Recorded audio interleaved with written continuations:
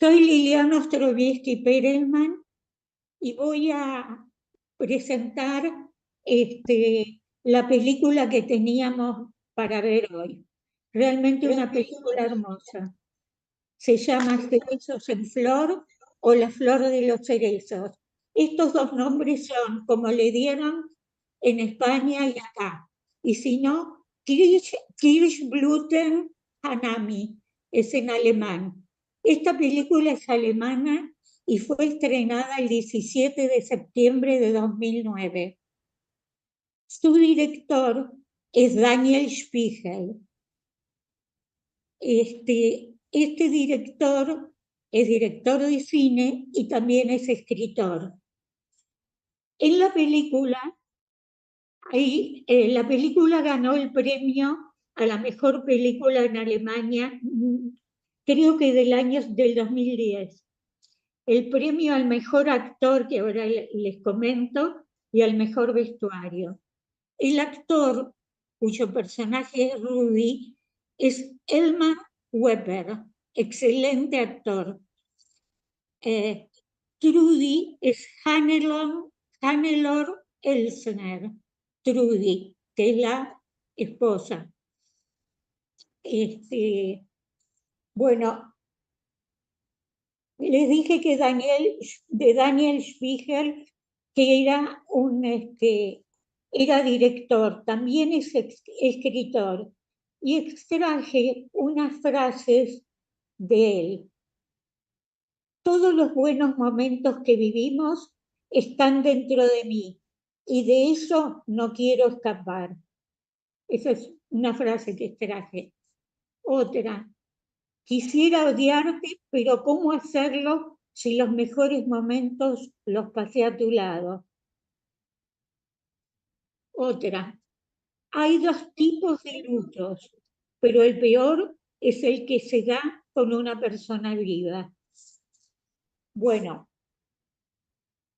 me pareció hermosa y muy interesante, pero para meternos más en la película, vamos a presentar al presentador, el doctor Osvaldo Bodni. El doctor Osvaldo Bodni es médico psiquiatra, miembro de APA titular, ex coordinador del Departamento de Adultos Mayores y miembro asesor del departamento actual. El doctor Bodni publicó el siguiente libro: La delegación del poder en el envejecimiento humano, teoría del legado y la investidura del sucesor. Doctor Bodni, Osvaldo, te escuchamos. Bueno, pues, pero vamos a hacer dos presentadores. Yo entendí que me sigue el doctor Saimovici. En primer lugar, agradezco a la institución y a Guillermo por estas posibilidades técnicas de contar con tantos amigos, y al Departamento de Adultos Mayores y a su director, que también va a referirse a esta película. Fue elegida por estar en YouTube, entre otras películas, porque es una plataforma de acceso fácil. Y diré para empezar que desde el comienzo yo me ubiqué en la problemática del psique-soma, con la imagen transparente del cuerpo enfermo del protagonista. Él ignora su diagnóstico ominoso y la esposa inicia las secuencias claves de la película. En primer lugar, perdón. ¿No? En primer lugar, quiero señalar lo que para mí es una clave esencial, y me refiero a las frecuencias. Primero, el ritmo pastoral del comienzo de la película, en el que se destaca con la parsimonia de un pueblo campesino, probablemente de Baviera, y los diálogos que aluden al vivir sin querer cambios, Una expresión que textualmente ha dicho el protagonista en cierto momento. La esposa empuja con vitalidad una serie de acciones destinadas a, destinadas a suplir la tristeza, a contrarrestar la tristeza del diagnóstico de su marido, con viajes y visitas familiares. Se observan algunos tips que van adquiriendo importancia a lo largo del guión. Por ejemplo, una nieta masajea al abuelo con amor, pero a ocultas lo está haciendo por dinero. Una hija homosexual envía a su novia a pasearlos por la ciudad, por Berlín, y además la lleva a ver un ballet debutó. Todo esto en lugar de ir ella misma. El butó adquiere un lugar importante en la película. Es una danza de movimientos lentos y relajados, con algunos cambios bruscos de posición. Toda esta situación se da en Berlín y el ritmo de la ciudad es frenético. Esto último lo digo porque tomamos una segunda referencia al ritmo. Varias veces aparece también una mosca con un poema que alude a la transitoriedad. Estuve buscando estos poemas, hay poemas de Blake, hay poemas de Machado. Sí, las moscas fueron bastante, han inspirado bastantes poemas por su vida de 24 horas. Por fin fallece la esposa. Nadie se puede hacer cargo de él y viaja al Japón, a donde trabaja un hijo.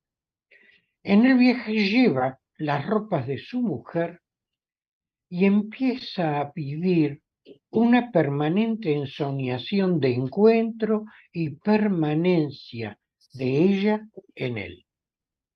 El mundo acelerado de Tokio parece simbolizar la enajenación de sus hijos. El encuentro con la bailarina la muestra en un tempo como el que tenía con su mujer, un tiempo pausado y tranquilo. Por fin, el encuentro con la bailarina, hay tips con crisis respecto a la crisis con la cultura de sus hijos, y parece que con la danza y con ella puede reparar algo de la relación con su mujer amada. Pero además neutraliza algo del futuro enajenado y le deja a ella lo que puede hacer para ayudarla. Yo creo que hice hasta acá una lectura metafórica de la película como quiebre generacional, neutralizado a través de un legado que le permite imaginar con esa chica a la que ayuda una vida futura. Me pareció muy clara la alusión al desenfreno caótico de las ciudades, a la aceleración, a la especulación y a los despilfarros de vida de los hijos. Y como reflexión final para este principio de comentario diría que esto lo venimos planteando en función de que todos necesitamos imaginar un futuro, dejar algo, un legado, y que este acto es para poder imaginar. Y yo tomé como fuente una frase de Freud a la princesa Bonaparte cuando le dice: solo aspiro a ocupar un lugar en su recuerdo benévolo. He aquí una nueva teoría del alma. mis antepasados siguen vivos mientras yo los recuerde. Y todo ese recuerdo también seguirá vivo mientras entre en el recuerdo no claro, el recuerdo diluido, pero le recuerdo al fin de las generaciones que sigan. Y en el ritmo de la vida, si no nos aturde con apuros y estridencias, le podemos pasar ese legado. Ahora bien, ¿qué es lo contrario? Y lo contrario es precisamente lo apocalíptico, el pensar apocalíptico. Y ahí entrevemos lo que ocurre con una generación que no pueda reduplicar su cultura, porque su cultura no es aceptada en las generaciones que siguen. Entonces, a veces buscan un líder loco que prenda fuego, como en el nombre de la rosa, Jorge de Burgos prendió fuego a la abadía. No fue solo por una guerra que mató 10 millones de personas lo que ocurrió con el apocalipsis nazi, que ese apocalipsis nazi fue el primer comentario que se hizo en un congreso de psicoanálisis acerca del pensamiento apocalíptico. Lo hizo Mortimer Rostow en el Congreso de Hamburgo, sino que a veces se pierde de vista que no fue solo una posguerra, que fue también una posepidemia, la epidemia de fiebre española que mató cerca de 100 millones de personas apenas terminó la Primera Guerra Mundial. Bueno, cualquier relación que podamos hacer con el final de esta otra epidemia de este siglo queda a su entera discreción. Bueno, ahora nos va a hablar el doctor Edmundo Salmoiraghi. Él es un psicoanalista didacta de APA, es psiquiatra de APSA y coordinador del Departamento de Adultos Mayores de APA. Hace poco escribió un libro, De IASI a Buenos Aires. Muchas gracias. Por favor, Edmundo. Bueno, es una película interesante porque nos presentan varias situaciones. Una de ellas es lo imprevisible o lo imprevisto y el azar. Uno puede en la vida siempre chocar con algo imprevisto.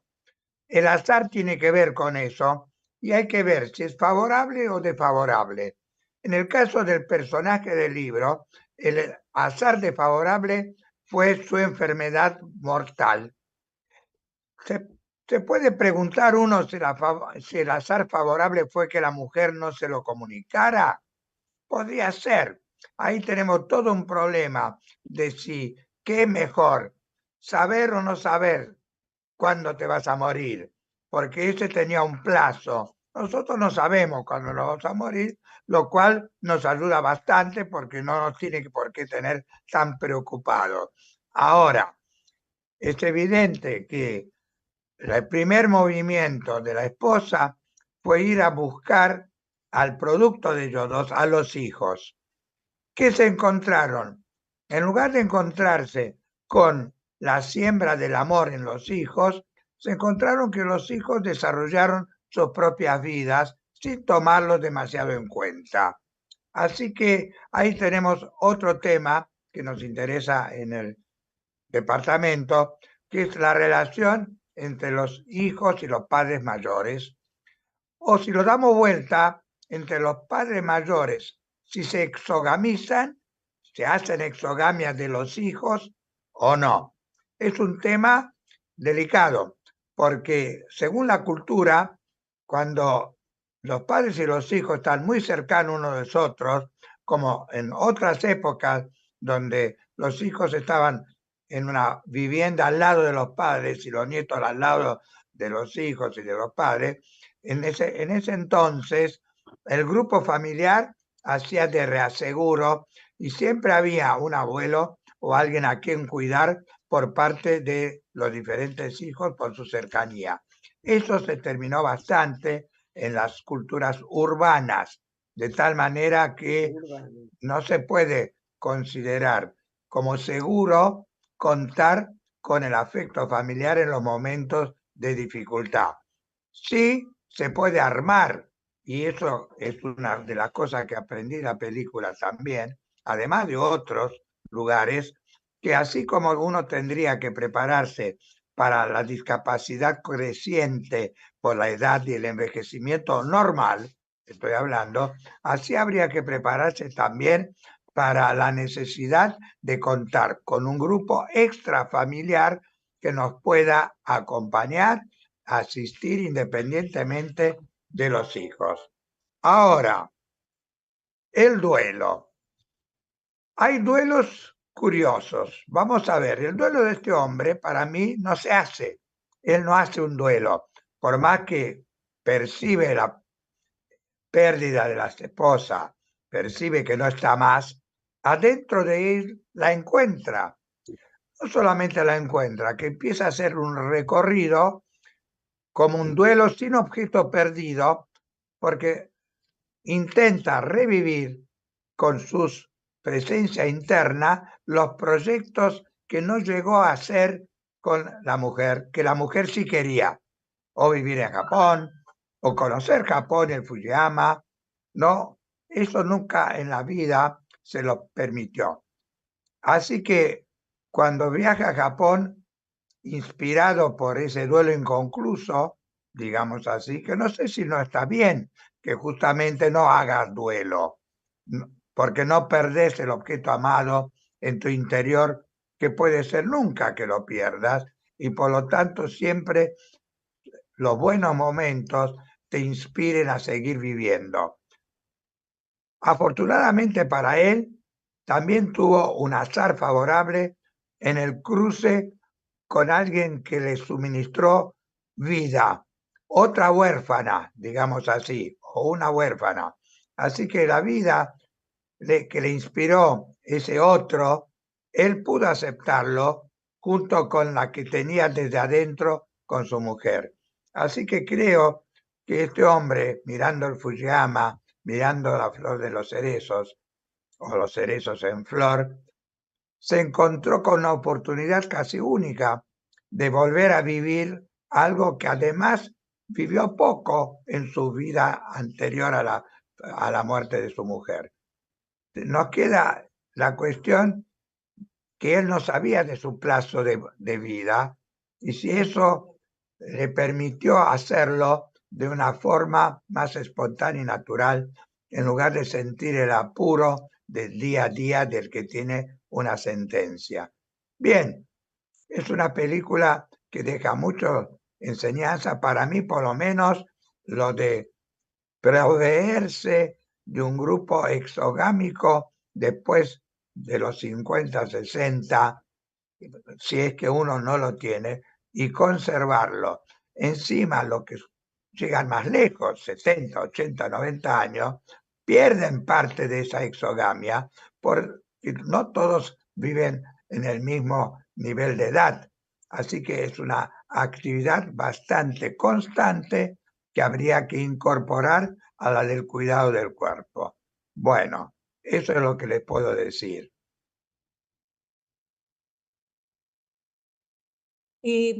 Alguien, ahora cada uno que quiera hacer un comentario, lo esperamos.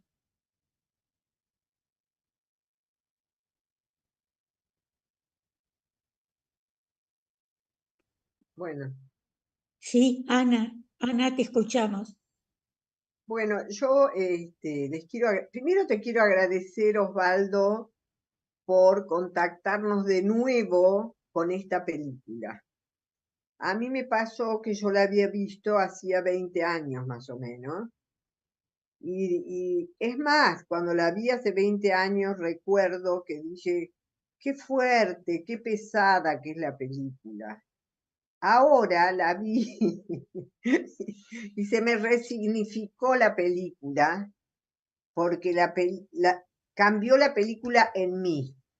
Han pasado 20 años y yo la veo con otros ojos y con otra alma. Así que, bueno, primero te agradezco por conectarnos con una obra de arte, ¿sí? Yo creo que la película, vos decís, hablas de la posición psicosomática. Y quiero preguntar, ¿qué querés decir con la posición psicosomática? Porque ahí se pueden leer varias cosas, ¿sí? También quiero este puntito para dejar el debate que se arme, que la época del florecimiento de los cerezos en Japón es muy importante. Y quiero traer esto porque traigo la cultura de Japón, que me parece que nada funciona lo mismo según la cultura. Ya lo decía Freud, ¿sí? Que la pata de la realidad funciona como, decía, como otra estructura más, como si fuera el yo, super yo y ello. Entonces la cultura de Japón. La época donde florecen los cerezos se llama Hasami. Y se llama Hasami porque casualmente el día en que más flores tienen los cerezos se considera que es el día de la muerte y resurrección de la naturaleza. ¿Sí? Es muy interesante este concepto, ¿sí? La película está atravesada por símbolos. Como dijiste vos, Osvaldo, las moscas, para mí son un constante referente a la muerte, ¿sí? A la muerte, al proceso de que no somos eternos, ¿sí? Y que tenemos que procesar nuestras vidas, ¿sí? Bueno, yo dejo hasta ahí, así permito que otros hablen, porque me gustó tanto que si no, no paro. ¿Alguien más quiere decir algo? Bueno, Nora. Nora Onofrio, te escuchamos. Desmuteate. Nora. Ok. Ahí sí. Bueno, primero la verdad que me pareció interesantísima la propuesta de Bondi en hacer ver, porque yo también la había visto hace casi 20 años, y también tuve la misma sensación que Ana. Hice una resignificación, había muchas cosas que se me habían escapado, o que a lo mejor la memoria mía las ocultó, y ahora lo veo. Con respecto, anoté 2 o 3 cositas para no. La danza tan importante, que tiene un carácter tan importante del butón ahí en la película, y que es en la que la mujer se queda mirándola embelesada y el protagonista no la puede soportar porque no le entiende, ¿no? No le entiende en ese momento de su vida. Después va a haber otras resignificaciones y va a poder hasta también danzar con la mujer, ¿no? Pero en ese momento, cuando ella lo invita un poco forzadamente. Él no lo entiende, solamente al final de la película y en contacto con la nena que danza esa danza oriental, se da cuenta de la importancia. Una de las cosas cuando vi lo de la danza es el teléfono, ¿no? Que es empecé a indagar un poquito porque no sabía el significado, dije, será la comunicación. Y encontré con que justamente es la comunicación de los seres vivos y los que ya partieron. Ese teléfono que se juega en la danza del butón.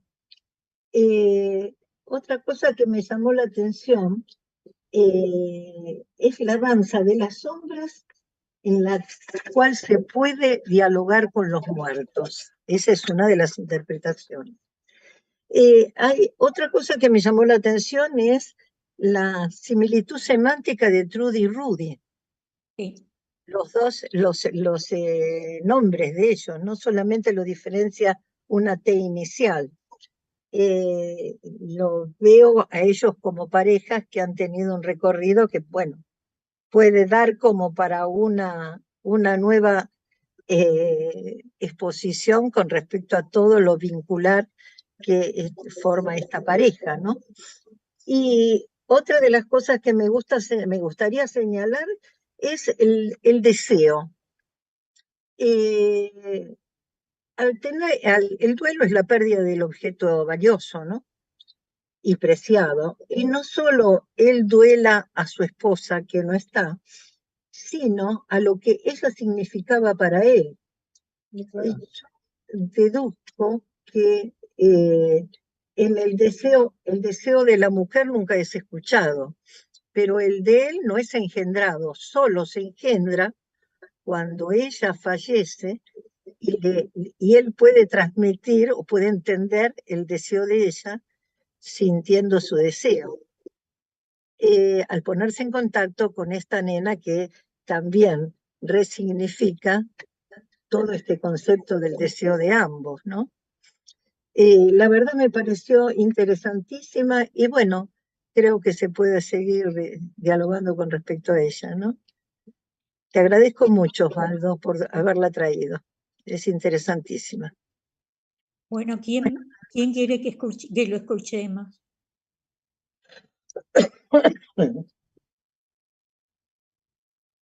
Ay, estás muteada. Está Estás muteada, muteada. Liliana. Ahí, Ahí sí. ahí. Bueno, lo que pasa es que Escuchamos estoy a Liliana revuelta. haciendo mención a la película, estoy con el teléfono hoy. Claro. Bueno. Ajá. Está bien. No, yo lo que pensaba que era curioso cuando florece esta flor, que es efímera también, que dura muy poquito, Un día. ¿no? Un día, tal vez como las moscas, ¿no? Y pensaba que florecen en otoño, no en verano, porque Perdón. hablaba de octubre. Ok. Octubre en Japón no es verano, ¿no? ¿No? Entonces, esta flor que florece en el otoño de la vida y que le floreció al personaje en el otoño de la vida, ¿no? Donde él tiene conexión con esta chica que me parecía como una representación de los nietos, que estaba a la edad de los nietos, porque ni siquiera de los hijos, ¿no? Donde lo pone en contacto, lo entiende, y qué cosa que no lo entienden los hijos, que lo creen un viejo loco, que no lo aguantan, que lo quieren echar de la casa, que no saben con quién tiene que estar, ¿no? Y cómo lo comprende la chica. Y esta cuestión del movimiento y la danza y la comunicación con los que no están, ¿no? Que se lo muestra la bailarina. Cómo él puede comunicarse con su esposa a la que extraña, aunque no la perdió, él se acuesta con la ropa de ella al lado, se viste con la ropa de ella. Hay como una identificación con esa mujer donde se muere vestido con el kimono que llevaba la mujer, ¿no? Porque inclusive los hijos dicen, estaba vestido de mujer. No, yo pienso que en esa muerte de él frente al monte Fuji, que es el que quería conocer la mujer, es como que se da la unión que siempre tuvieron, porque en varias partes de la película muestran una relación muy fluida cuando hablan de la muerte, de dónde quieren ser enterrados, ¿no? De las cosas que comparten. Y hay una escena donde él tiene frío y ella le comparte el saco. Sí. Tienen una manga cada uno, ¿no?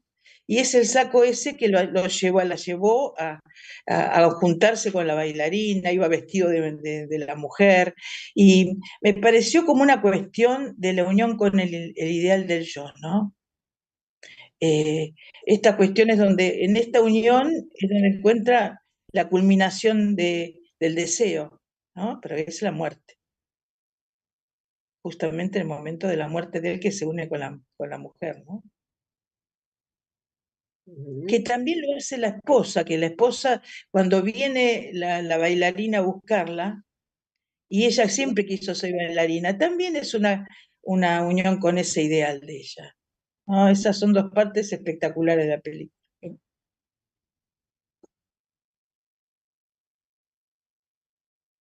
¿Quién más quiere agregar algo? Nora, te escuchamos. Estás muteada, Nora, estás muteada. No. No. Ahora sí, ¿no? Ahora Dale. sí. Sí. Como tengo tos, lo muteo para no escuchar porque tengo mucha tos. Una cosa que había observado que era que con él, como ustedes dijeron, los hijos se conectan bastante mal, ¿no? Tenían mucho mejor conexión con la mamá. El hijo le recrimina, él dice que no pudo entender el deseo, no pudo hacer feliz a su mujer. O sea que hay algo de hostilidad bastante notoria, ¿no? Con respecto al sentimiento de los hijos con el padre.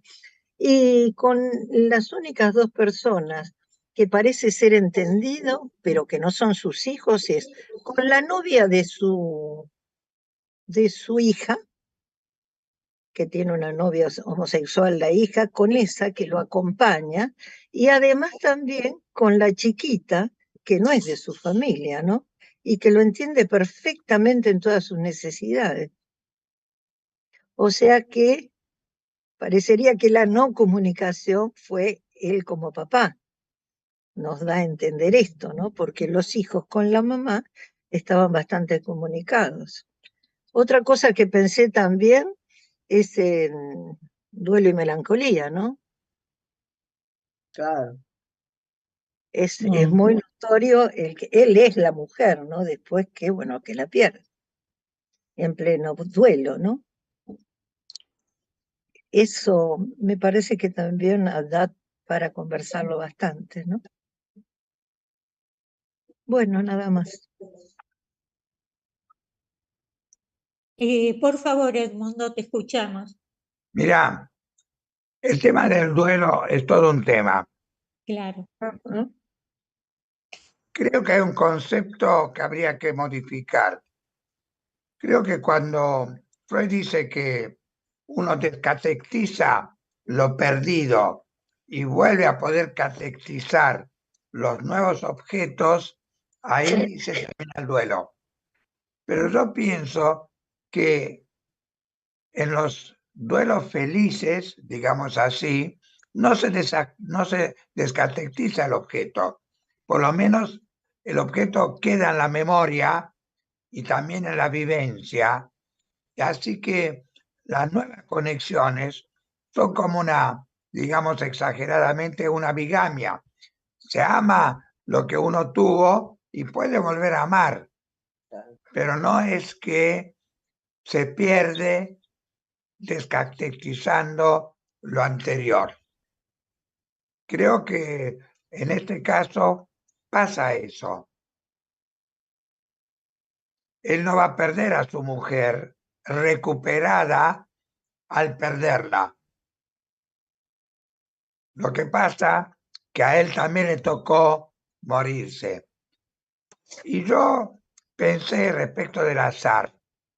Ya sé que es un guión cinematográfico, pero hacer morir a la mujer sorpresivamente, inesperadamente, si es psicoanalista, puede llegar a pensar que la mujer murió para no quedar sin él.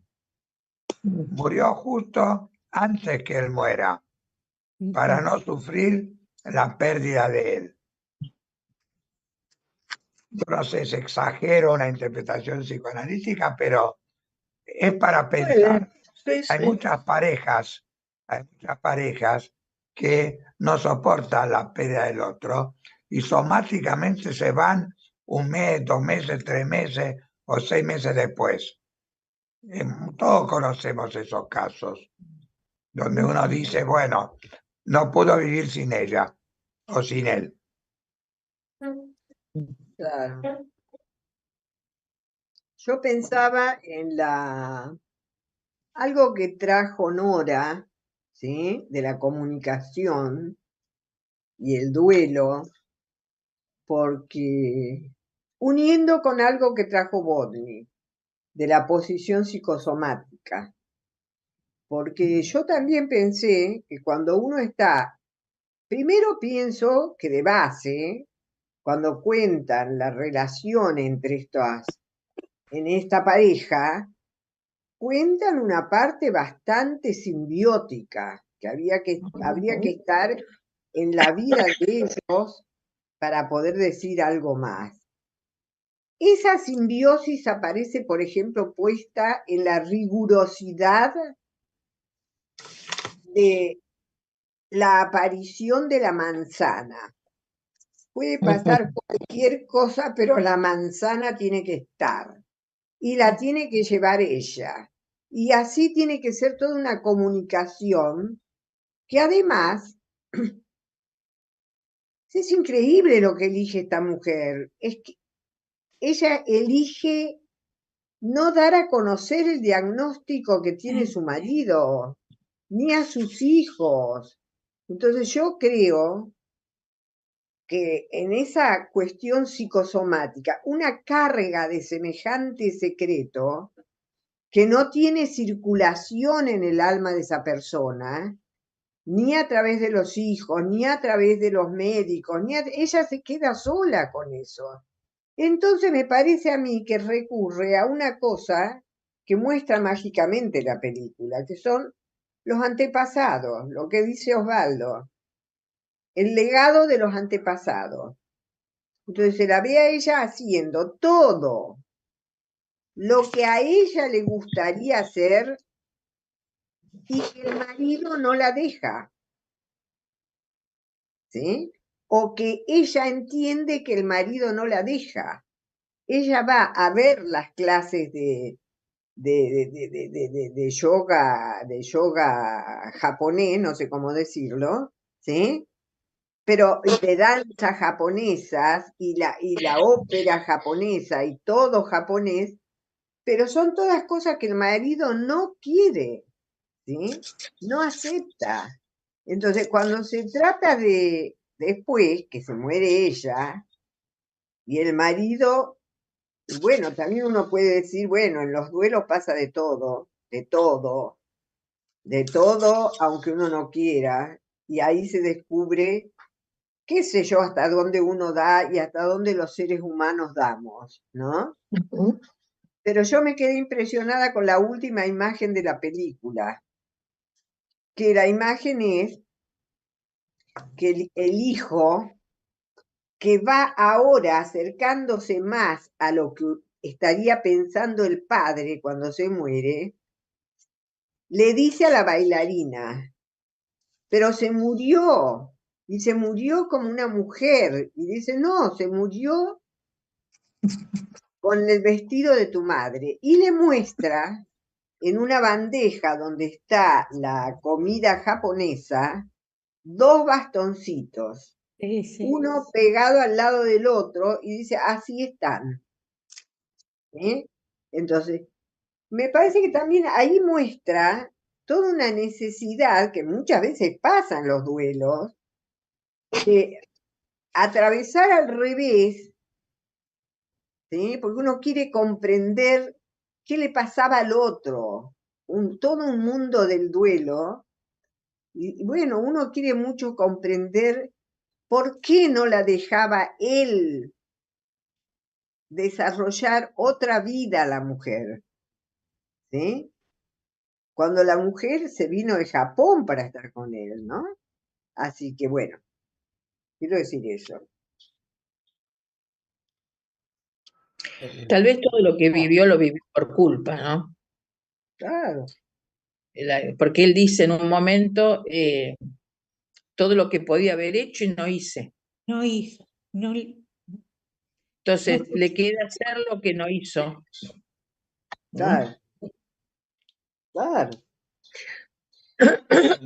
Estoy de acuerdo, Liliana. Mira, yo le recomendé bueno, como siempre recomiendo a mis hijos, a uno le gusta mucho el cine también, y le recomendé y entonces me dice, primero te escucho a vos y después te digo lo que pienso. Entonces, es grande, él es abogado, tiene 55 años, pero y entonces dije, no, no, al contrario, yo pienso que me interesa mucho más que vos me digas, después yo te voy a completar o te voy a decir mi punto. Y él dice, a mí me parece que este hombre fue muy mala persona, muy egoísta, dice. Yo lo único que pensé, dije, ¿por qué no se habrá dedicado a su familia? Una cosa muy simple, pero que surge, que por momentos tenés ganas de agarrar a este hombre y decirle que viva, que sienta, que abrace, que se comunique con su familia, ¿no? Y después le dije todo y me dijo, pero esto es una interpretación, uy, es lo tuyo, llamas al psicoanálisis. No, no, es de la vida real, no es un estudio psicoanalítico. Lo que pasa es que los mejores, yo pienso que los directores de cine son muy buenos psicoanalistas también. Él pudo dar un poquito de rienda suelta a su deseo vestido de la mujer. Ajá. Él no pudo. Se vistió de la mujer para poder hacer, Ajá. ¿no? Cumplir su deseo. Para cumplir su deseo, que todavía no lo había encontrado, pero a través de ellos sí. Lo encontró. Sí. Ujú. Muy buena película, Bárbara. Interesante. Liliana tiene razón, que eso es cierto. Creo que podemos llegar a perder de vista algunas cosas que nos pasan por nuestra calidad de vida cotidiana. Yo lo que observo es que vivimos muy acelerados, que afuera a veces encontramos situaciones muy caóticas, que no estamos preparados para ser tantos millones en un subterráneo, en una ciudad, para tener que convivir tantas éticas diferentes, éticas de pequeños grupos que son todas distintas y que nos encontramos con estos extraños y nos preguntamos, bueno, ¿cómo relacionamos con esto? Esto es un capítulo de lo que uno puede pensar, ¿no? Es el capítulo de la relación que tenemos frente a lo diferente, con lo distinto. ¿Cómo nos relacionamos con lo distinto? A veces con la negación, pero a veces cuando nos arreglamos con negaciones parciales, con aceptaciones parciales. ¿Por dónde vamos? ¿Qué es lo que negamos y qué es lo que aceptamos? Y ahí entra en juego el ideal del yo, ¿no? Que nos permite aceptar esto y rechazar aquello.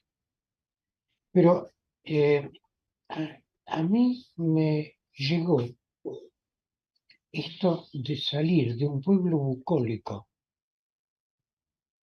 un pueblito del sur, probablemente del sur de Bavaria, se veía por ahí unas tomas del castillo de Ludwig. Sí. Esas casas de la Schwarzwald, que abajo de la casa está el establo habitualmente, porque los animales calientan toda la casa cuando viven abajo en el establo, la casa de los vecinos. Y esa vida metódica de obsesivo sublimado, esa vida de obsesivo sublimado que, qué espanto, porque me estoy acordando que esa fue la defensa que esgrimieron en su momento por Eichmann, que era un obsesivo sublimado que obedecía lo que le decía. Bueno, Sí, pero este señor no está en ese nivel, pero hace lo que tiene que hacer con la basura. Hay una escena en la que él encuentra Sí. las basuras desordenadas en un tachito del hijo, y dice, ¿cómo puede ser que tenga esto así, que el vidrio esté mezclado con el metal, mezclado con el plástico? Era el trabajo de él, el trabajo habitual de él. Y de pronto la, la vida lo lleva a tener hijos con una señora que sí tiene ideales del yo estéticos, quiere salir de todo lo que es lo metódico de los pueblos chicos. Y bueno, pero ella tiene un carácter más débil y se amolda a él y listo. Listo. La vida se desenvuelve como él lo va planeando, con pocos cambios, dice. Pero ella dice, yo no puedo ir sola, porque si no veo algo con él, es como si no lo hubiera visto. Ah, pucha, fíjense qué declaración, ¿no? Ujú. Es decir, que yo necesito los ojos de él porque tengo que verlo con estos 4 ojos, si no, no veo. Eh, Hay otra cosa aquí, ¿no? Que ¿quién la trajo? Alguien de ustedes lo trajo, muerte y resurrección. Bueno, esta necesidad de imaginar un futuro es lo que permite, la única defensa que tenemos frente a la muerte. No creo que haya otra defensa. Lo imaginamos con la teoría del alma, lo imaginamos con que No. vamos a estar en el cielo lleno de princesas que nos dan de comer en la boca, según la teoría que ustedes quieran. Pero sí, la realidad es que siempre necesitamos imaginar un futuro y que el destino de un legado, eso es la posibilidad de tener un futuro. Como decía ahora no me acuerdo el nombre del comunicador que decía esto, el especialista en comunicación que decía esto, comunicólogo, que decía, la comunicación tiene que ver con el presente, es aquello que le decimos a alguien que está.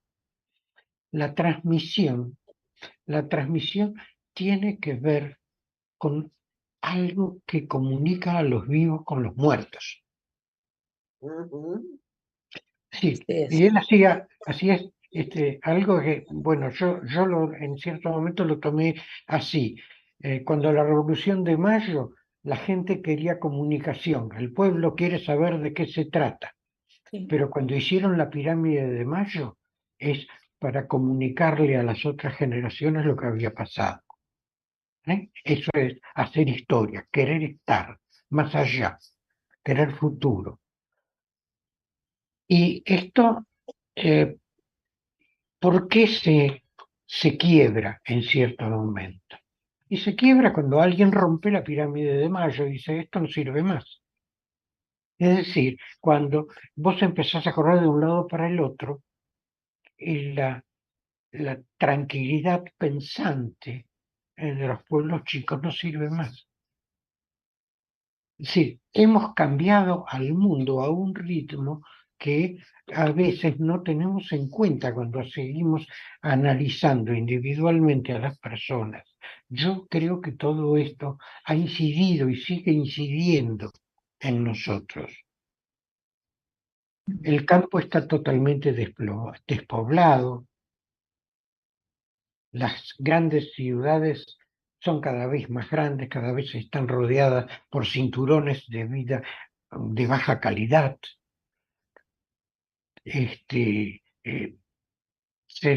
La aceleración es producto de la técnica, pero después nos obliga a correr detrás de la aceleración.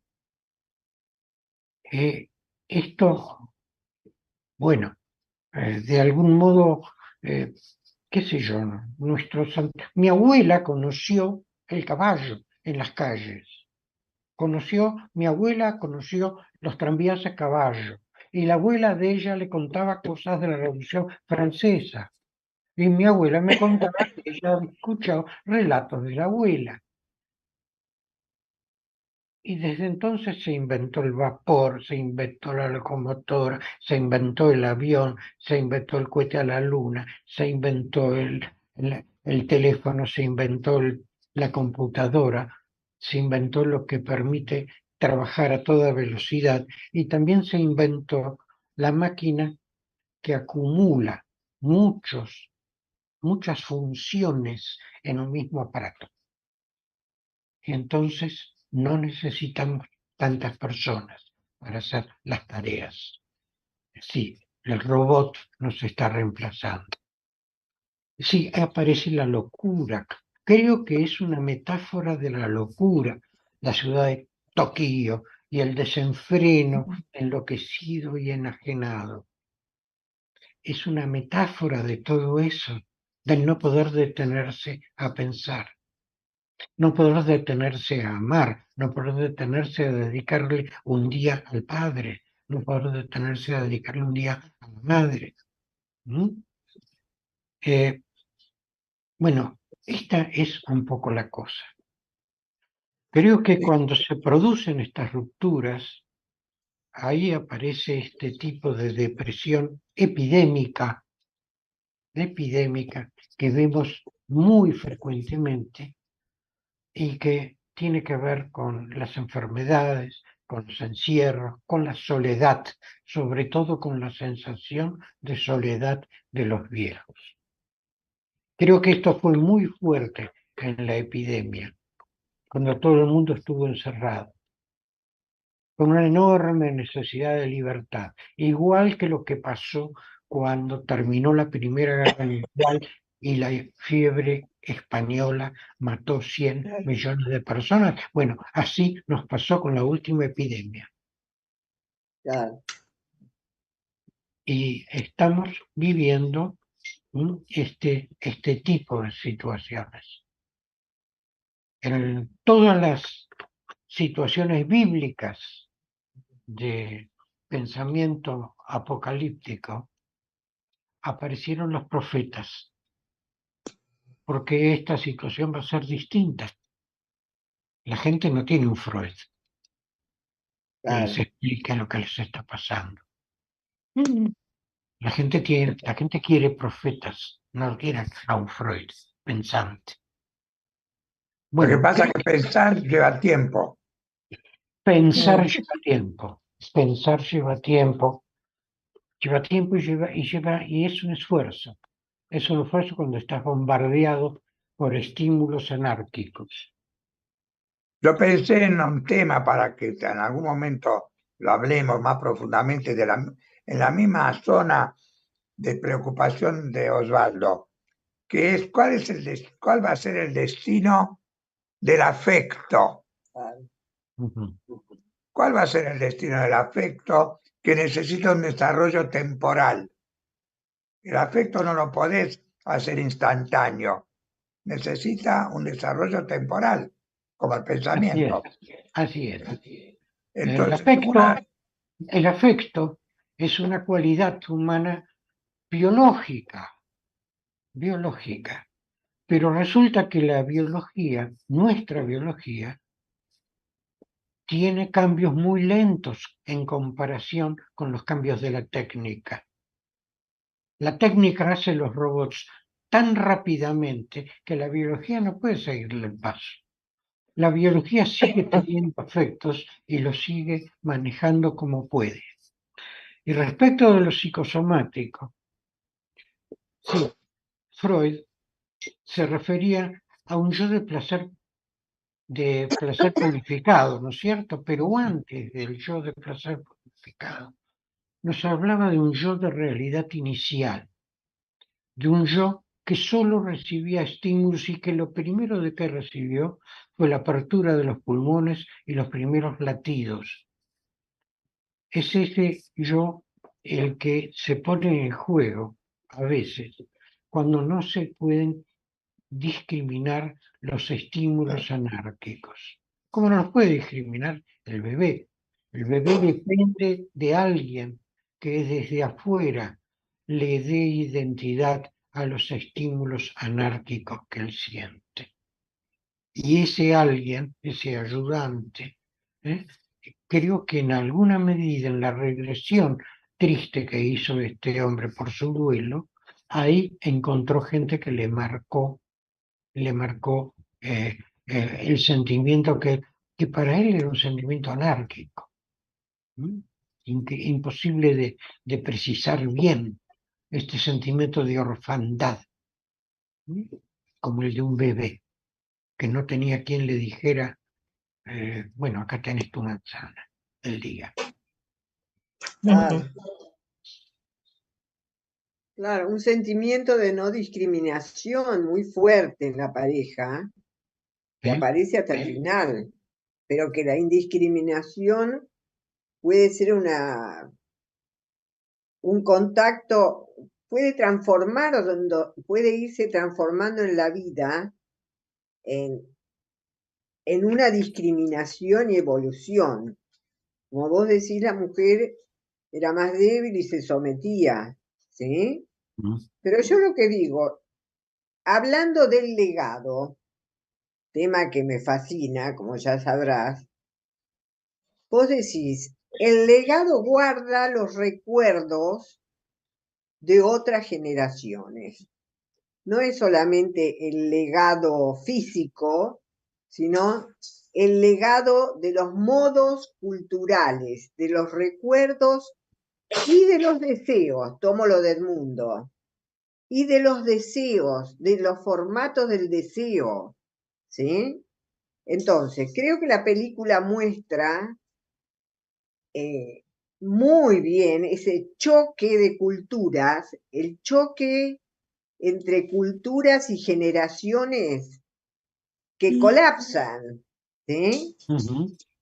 Porque en el pueblito de Baviera no pueden seguir, pero en la integración con otras culturas da la sensación que tampoco, Así es. ¿sí? Entonces, pensaba en esta cuestión que trajo Edmundo, que ahora después sigo, de los grupos exogámicos, que me pareció fantástico, y que aparece muy bien en otra película que es oriental, que se llama Navillera, que es coreana, que yo la recomendé, Sí. que es cómo se rompe la simbiosis entre dos personas mayores, ¿sí? Y el señor se salva empezando a estudiar danza clásica, ¿sí? Entonces, quería preguntarte esas cosas. Una sola acotación. Eh, Cuando vos hablaste de la posición psicosomática, en realidad yo quería decir un lenguaje psicosomático, un lenguaje fílmico psicosomático. ¿Por qué? Porque el principal legado es el lenguaje en última instancia. En el lenguaje están incluidos todos los mandatos, sea el lenguaje verbal o o gestual. Y esto es con lo que empieza la película, con un cuerpo transparente en el que se detecta el sufrimiento, que otro no está, que el dueño del cuerpo todavía no está sintiendo. Ujú, ujú. Rosa. Sí, por favor, Rosa. Te Bueno, escuchamos.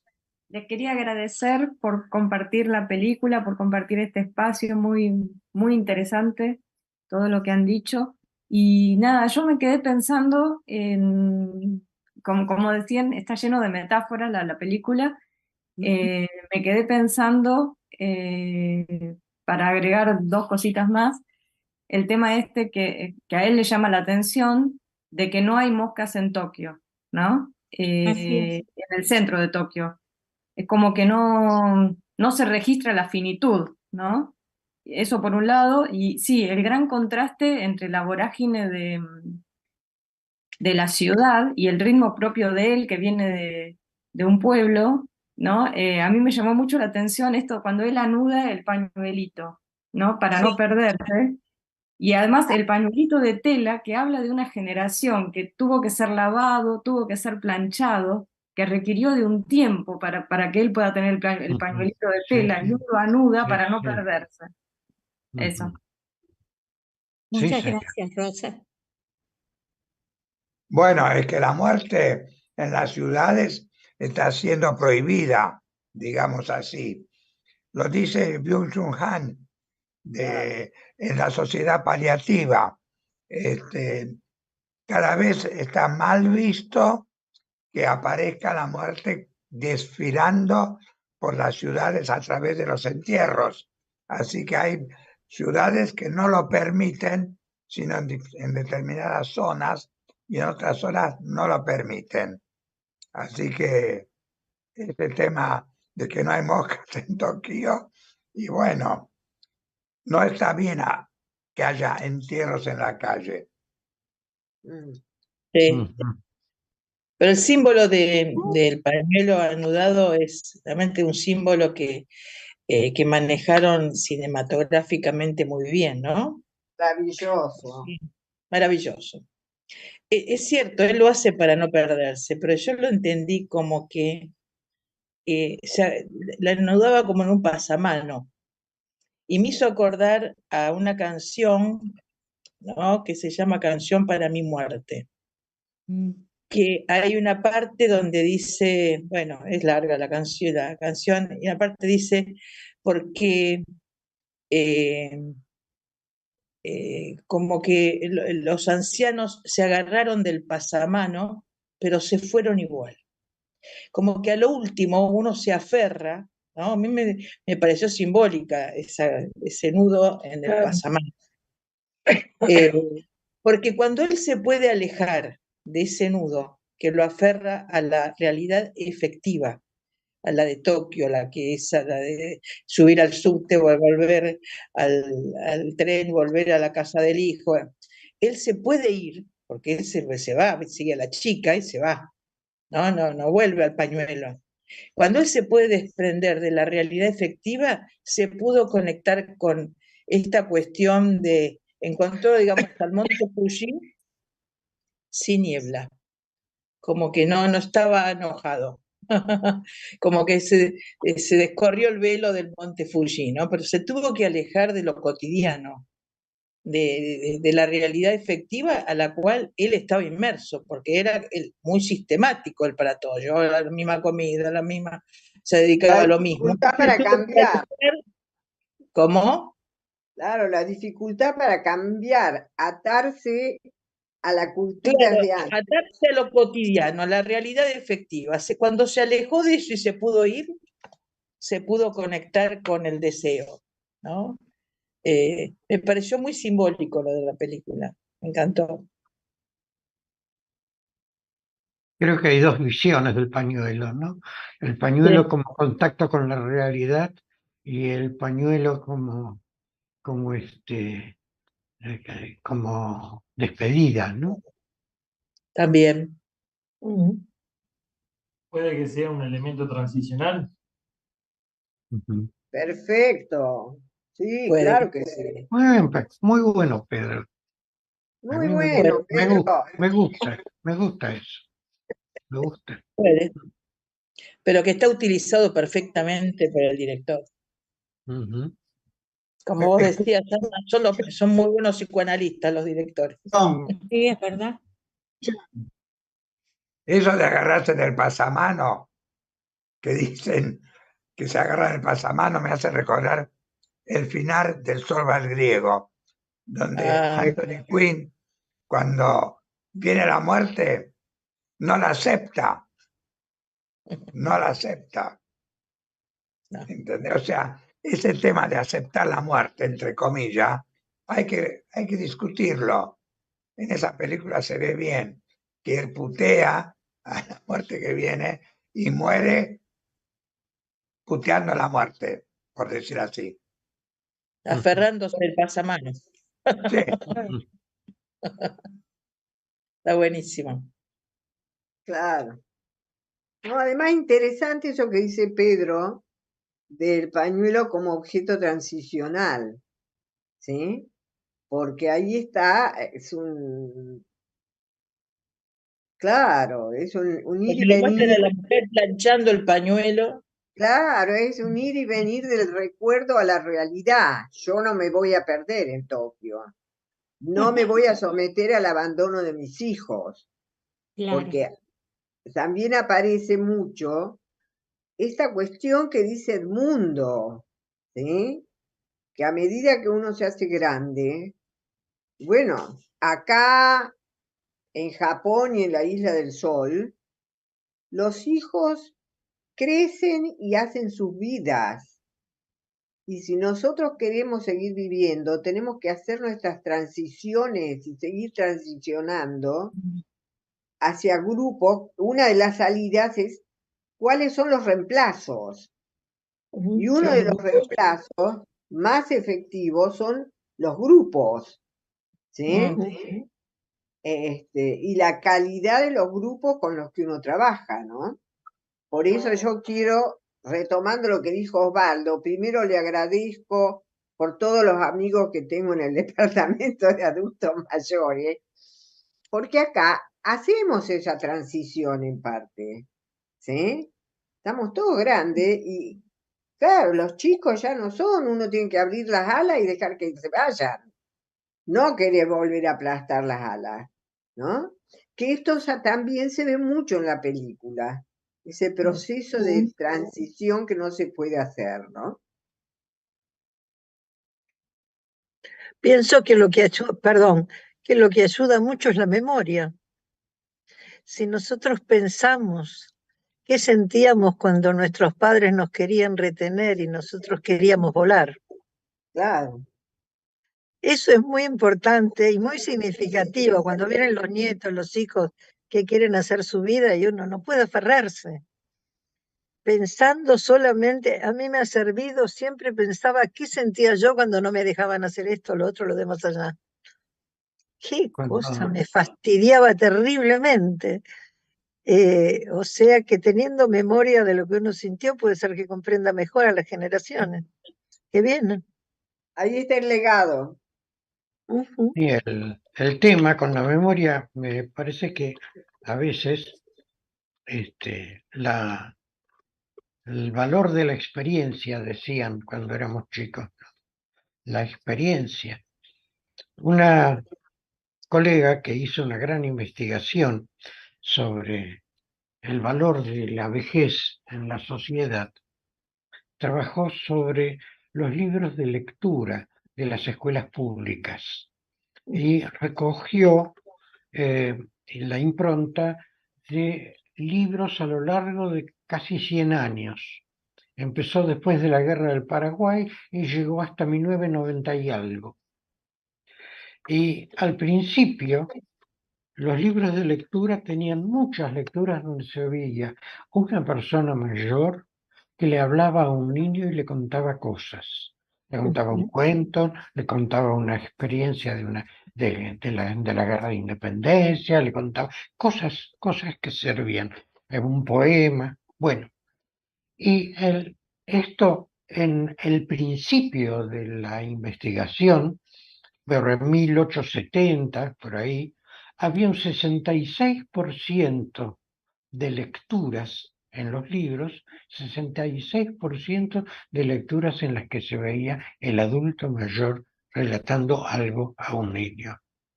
En el año 1994 se hizo esta experiencia, 0%, no encontró ninguna. Y esto nos llevó a pensar que con la aceleración del flujo de renovación técnica, nos vamos acostumbrando a los cambios del mundo, pero también nos acostumbramos a que los conocimientos queden obsoletos. la obsolescencia de la técnica se acompaña de una obsolescencia de los saberes que nos va pasando desapercibida, pero cada tanto sentimos esto, de que no tiene, la experiencia no tiene el mismo valor que podía tener en otra época. Claro. Bueno, mira. Ah, está Ricardo. Ah, Ricardo. Sí, ¿qué tal? Yo los escuché y los vi todo el tiempo, realmente excelente la exposición y además quería felicitarlo a Osvaldo porque la película, la elección de la película me pareció maravillosa, muy interesante. Quería agregar 2 o 3 cositas nada más. La danza bruta es una conexión con los que alguna vez estuvieron y ya no están. Claro. Es interesante eso. Por eso es bailar con la propia sombra. Es decir, se trata de repetir los movimientos que van dando las sombras, su propia sombra. Es una comunicación con los muertos a través de la danza. Y me pareció muy interesante eso. Y otra cosa que quería destacar, él le dice a uno de los hijos, no dije que tu madre fuera libre. Sí, Es decir, hay mucha culpa ahí también. Es Claro. una claro. con mucha culpa. A través, me pareció una vida muy ritualizada. ¿Se acuerdan eso de llegar, sacarse el abrigo, ponerse las zapatillas? Ella tiene una actitud pasiva con la manzanita y hay algo interesante, es la manzana, la tira, se la regala a un subalterno cuando se va a trabajar.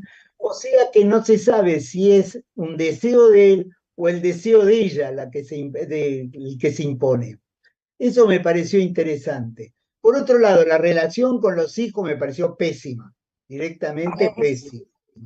No conocemos la historia, pero muy desactualizada, es decir, por otro lado es llamativo también la relación con la hija que es homosexual y que además el hijo que el japonés durmió, no sé si vieron eso. Te Es congelaste, decir, es un Ricardo. tema... Lo último que dijiste. No se escuchó.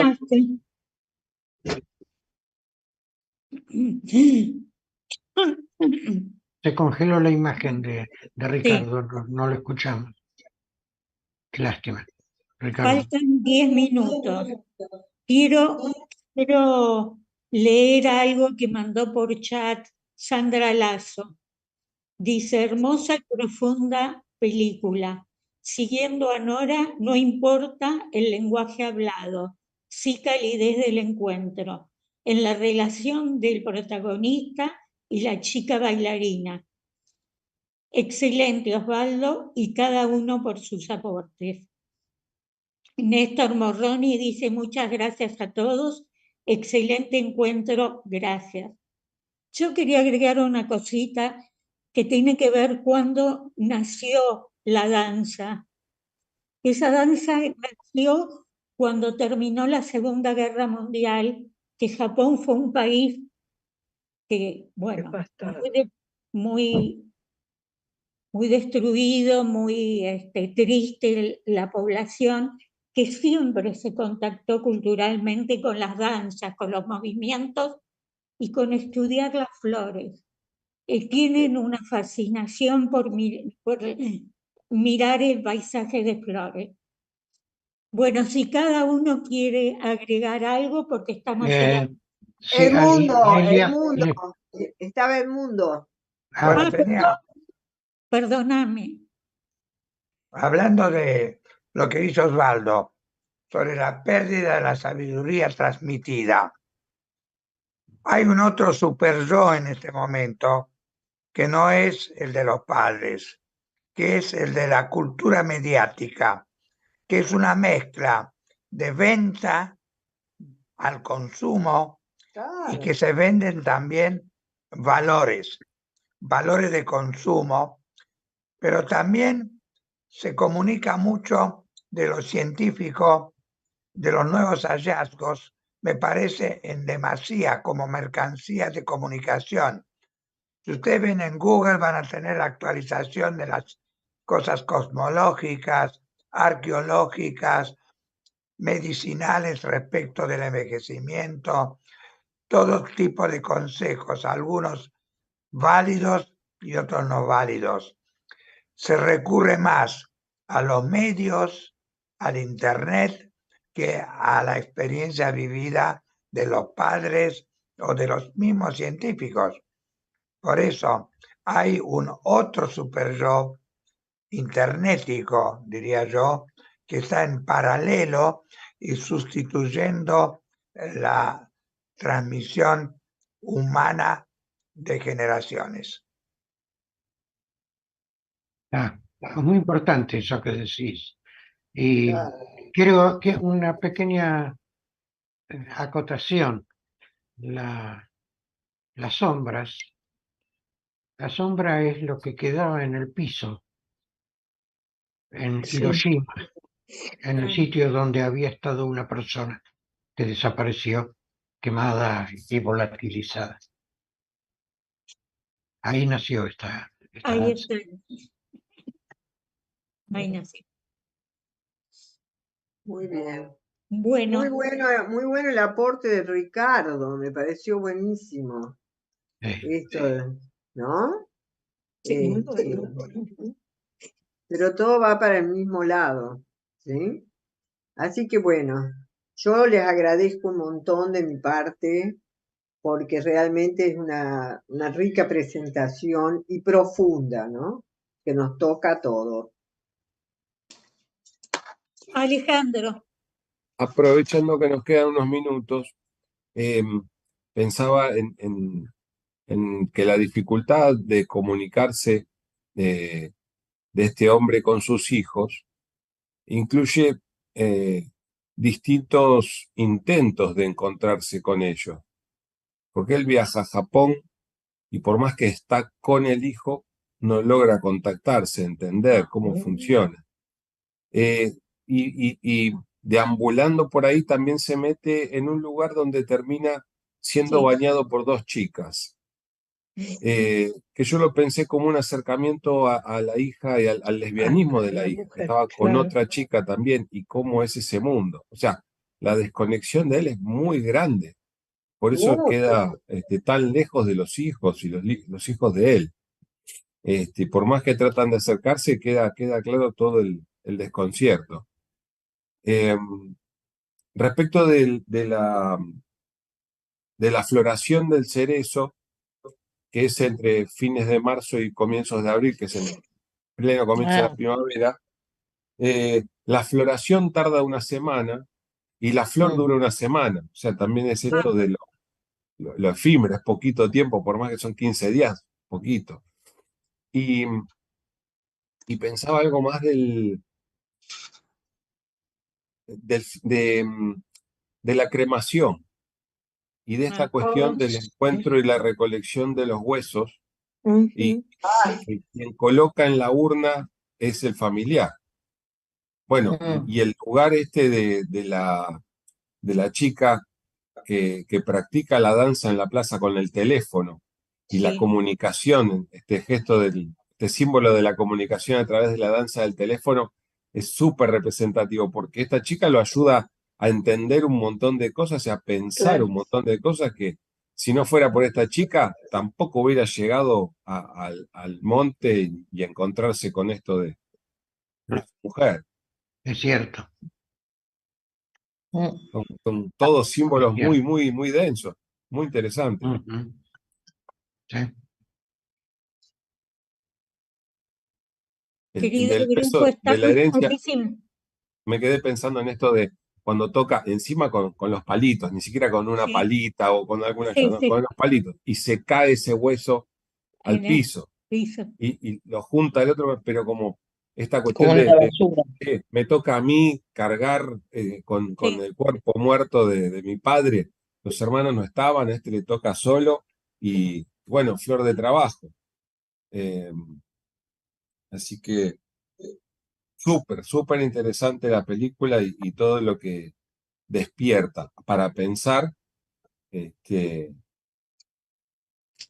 era el hijo elegido, ¿eh?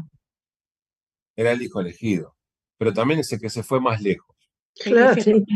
Sabemos que el Justamente. exilio o el Se fue lejos, pero se emigrar, fue donde estaba el deseo de la madre. sí, pero también el emigrar tiene que ver con el rechazo al padre. Por Sí. eso, pero Entonces, se se fue fue a lo más Japón lejos donde está el posible. deseo de la mamá. Sí. Tuvo un Muy buen Edipo. A mí no me va a pasar, dijo el hijo, a mí no me va a pasar.